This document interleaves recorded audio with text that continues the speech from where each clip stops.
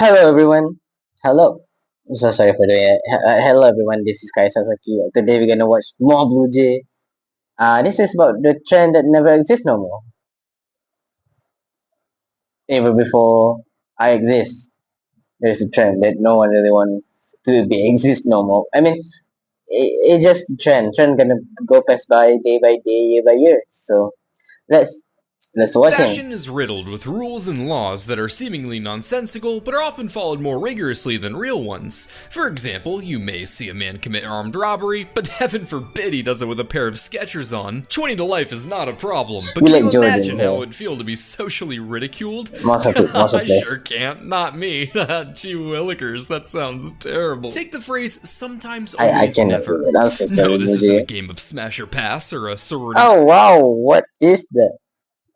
Wow, what is that? Okay, I'm so sorry. Oh, this is just a lot of technical difficulties. But first of all, I want to say I'm not gonna pause too much. I'm not gonna commenting too much. Well, that's my video mostly. If you watch it, I hope you watch it. Give it a subscribe if you want. I'm so sorry for that. Don't do that to you guys. However, this what I'll do most of the time, and let's continue watching. Listing your liquor preferences, it's I'm the so rule sorry, that guys. stipulates that the bottom button of a suit jacket should never be fastened. Today it seems second nature, but where did this seemingly common sense rule originate? Is it a remnant of some old custom? Perhaps it has its roots in a unique cultural tradition?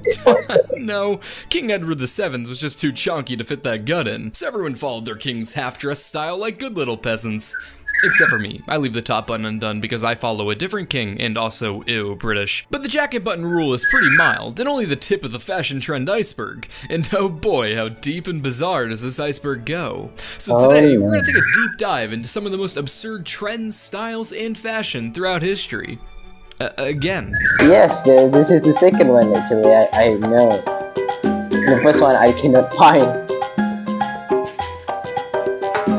Why don't you kick us off, Benjamin? Got a favorite fashion era in history? I'm a big fan of mid-1900s German fashion. Okay, gonna try not to read into that. But alright, well, okay. mid-20th century Germany saw a more, authoritarian style of fashion. You've got tailored suits, drindle dresses, and nothing was more popular than a massive hole in your chest cavity. Wow. What? Oh, you didn't know? All the cool drafted boys were wearing it. The style was best achieved by facing a Russian T-34 on the Eastern Front. But unfortunately for you, that method isn't around anymore. So if you want to achieve this fashion and be one of the cool kids, I recommend playing World of Tanks. World of Tanks is a free-to-play PC game where you can toy around with a massive arsenal of all kinds of big honking tanks and huge online battles. Historical accuracy is the name of the game, and World of Tanks delivers with authentic vehicle models and characteristics that sure made me feel like I was a real-life tank commander as I got obliterated by other tanks. Granted, I don't have fingers. The epic-sized battles are easily my favorite part of the game. You've got more than half a thousand tanks to drive around in a field, up a hill, over a desert, through the sky, you name it. And right now, they've got a big event going on for the holidays, cleverly named Holiday Ops,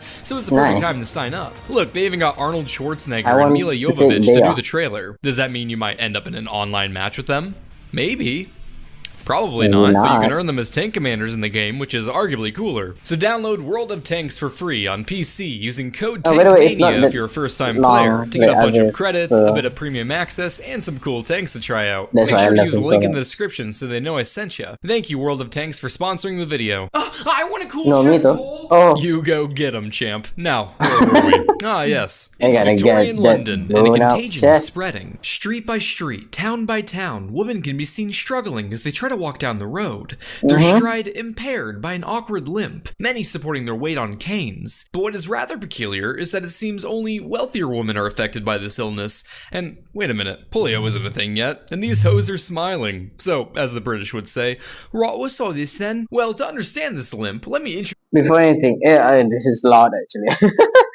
We got three minutes in, but yes, his joke is pretty dark, and the way his word is actually some people might get offended by this word, but if it's not good for you, you can turn out now. But yeah, I still gonna watch it anyway. you all to Alexandra of Denmark. The Princess of Wales was a 19th century fashion icon who enjoyed the exceptional adoration of the public. She was radically stylish, a big charity worker, the second hottest Alexandra in history, and a lifelong hater of Germans. Wow. So all around pretty based. This meant that whatever the royal did, the masses would blindly follow like a 19th I don't century hate German. K-pop German's star. fine. Wearing a radical new dress style, the people did too. Choker covering a childhood scar? Why not? Hold my leash. Life-threatening rheumatic fever, leaving her with a permanent limp? Count me in. I love Forrest Gump. That's right. Alexandra's influence on fashion was so strong that it transcended just petty physical garments to include physical ailments as well. So not long after Alexandra began limping in public, were London's fashion followers seen waltzing down the streets like they were covered with Legos. In their best attempt to come off as quirky little cripples, women would stumble about with canes and even go as far as wearing different sized shoes for a more authentic handicap. Oh, Edward, I absolutely adore your limp. Tell me, how do you pull it off? I have cerebral palsy. Oh, I must inquire my cobbler about that brand. And your cane is just adorable. While at first the style was more DIY in nature, the more cunning shoemakers came to realize that there was a golden opportunity to make a fat stack. So they began selling shoes with different sized heels to help the upper class's biggest fashionistas achieve that oh-so-desirable crippled stride. Here we have some of my finest work. Oh, how beautiful! You've outdone yourself, Henry. Now, madam, I noticed as you strode in that you partook in the limp, is that right? Why, yes, I'm delighted you've noticed. It's quite remarkable. Reminds me of my nephew's stride. Oh, stop it. You are quite the charmer. I did watch a few struggling children from my carriage the other day to study it. They're quite adorable. Yes, he died a few months ago now. Anyway, I wanted to see if you'd be interested in our limited edition upgrade to these fine pair of shoes you've selected. Using some precise and refined craftsmanship, we can perform a modification on these for even more authentic limp. Oh, please, Henry, I must stay up to date on fashion. Yes, of course. Must stay up to date on fashion. 1 moment, please. It's British.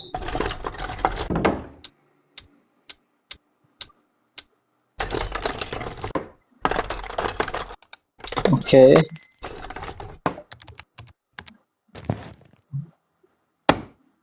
That'll be £200. Like most trends, the Alexandra limp came with its fair share of critics, as multiple news outlets would often denounce the practice with some rather colorful language.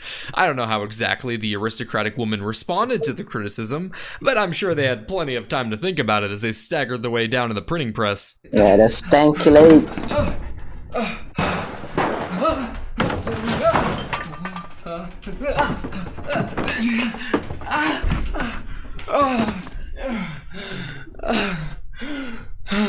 God. It's not a phase! But it was a phase, and one that died quicker than The Witcher show's fan base. Thankfully, fashion is like a pendulum, so I'm sure whatever trend that followed proved to be much more practical and mild.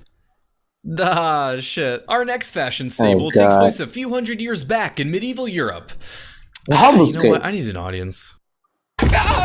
Say, Tim, you know those medieval paintings with dudes wearing pointy shoes like they're doing a Shrek 4 cosplay? Can you guess why those are popular? No, the radiation stuff is done! You're supposed to leave me alone now! Close. Actually, the shoes were named Kipples, after the mythical hag from Polish folklore, Skosi Kippel, known for breaking into people's homes to smear wax all over their cooking utensils. So people wore these pointy shoes to mock Skosi Kippel's abnormal feat, believing that the trickster would be so offended that she would crawl back into her hut with her mood for trickery completely ruined. What? Really? No, that's stupid. Why would you believe that? Oh, God dang it, sick-ass pointy shoes. You don't need an excuse to be that stylish. These long-tipped kicks ruled the world of fashion in medieval Europe between the 12th and 15th centuries. And while they weren't named after that mythical creature I pulled out of my ass, they were named after something equally miserable. Poland. Specifically, the shoes were named Krakows after the city in Poland where the fashion's popularity originated. The long-toed shoes were worn by both men and women. However, it was the former who took the fashion to the extreme. Most toes weren't more than half the length of the shoe, but the rich could don tips as long as 20 inches, and the even wealthier were said to have their little piggies stretched so long they had to get tied up at the shin just to be able to walk, all fighting to prove that they had the longest and girthiest shoes. As for why they were popular, I mean, come on, isn't it obvious? Foot daggers. No. Yes, foot dagger. But points for creativity. They were popular for the same reason that people wear fanny packs. Raw sex appeal. And I completely agree. I mean, really? Come on, look at my boy here, looking like he better moonwalk his way down to ye old tavern to pick up some fair maidens. They were truly worn for all occasions, and while they didn't hide a hidden blade like some Assassin's Creed leprechaun, people did wear them into battle to make them grippers look as dangerous as possible. The knights of the Duke of Austria, Leopold III, often wore Krakos on horseback. However, in one engagement, they had to dismount to fight on foot, so they were forced to cut off the tips of their shoes and toss them in a huge pile so they could run around and get to stabbing.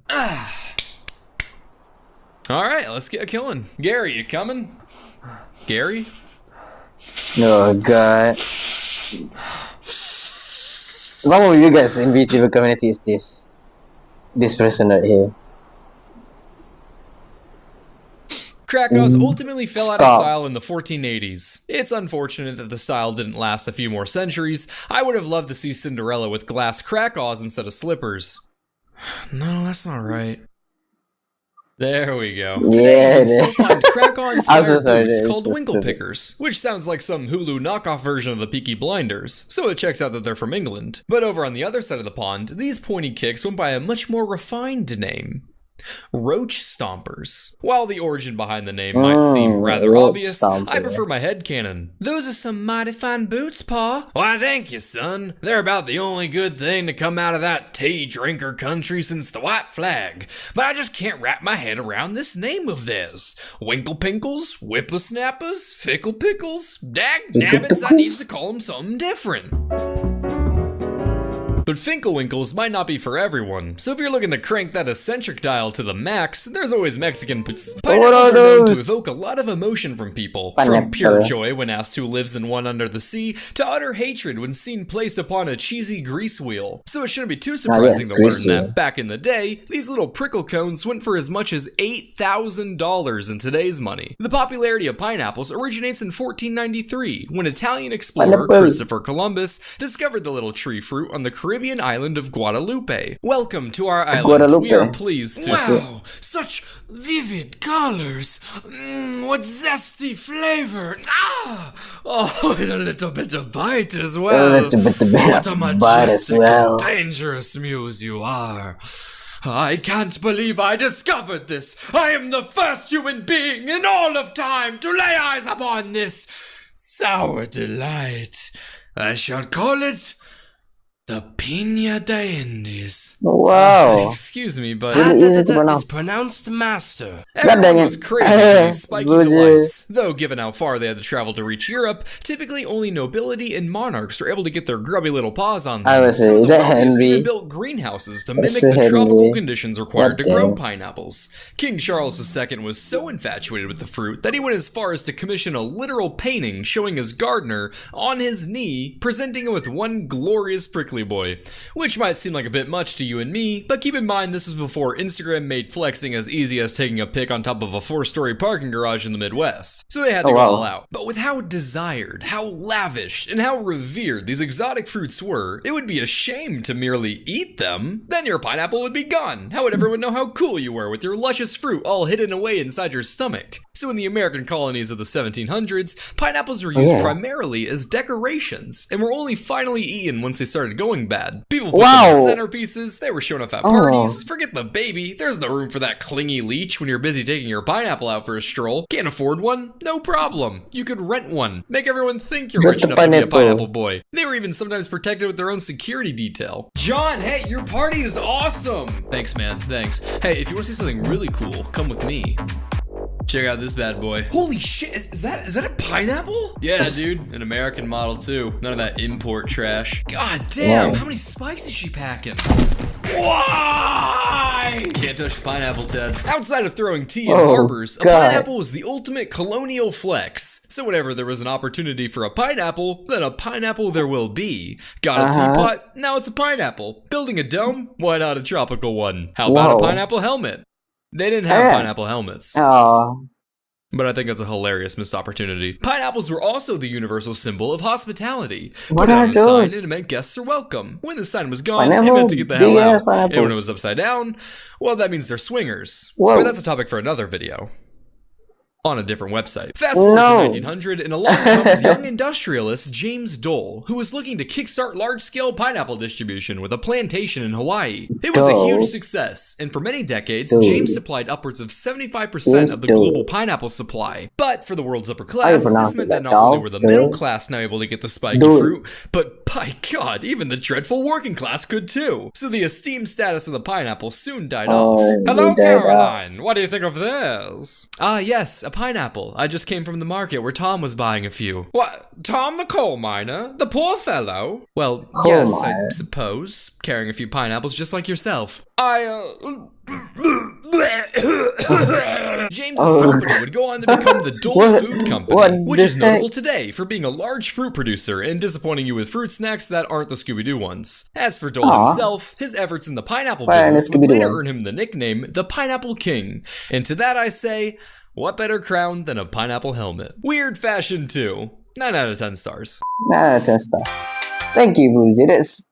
That's pretty good. Hey, that's pretty good though. I must say, two of it from British, which I don't know what to say about that actually. Why when I pointed it out, I also does not know. Well, anyway, that's pretty good. What do you guys think? Which one is your favorite? I have none. Even the pineapple helmet. Maybe pineapple helmet is my favorite, but it not existed. So I'm sad. And I guess that's it. I'm gonna see you in the next one. Thanks for watching.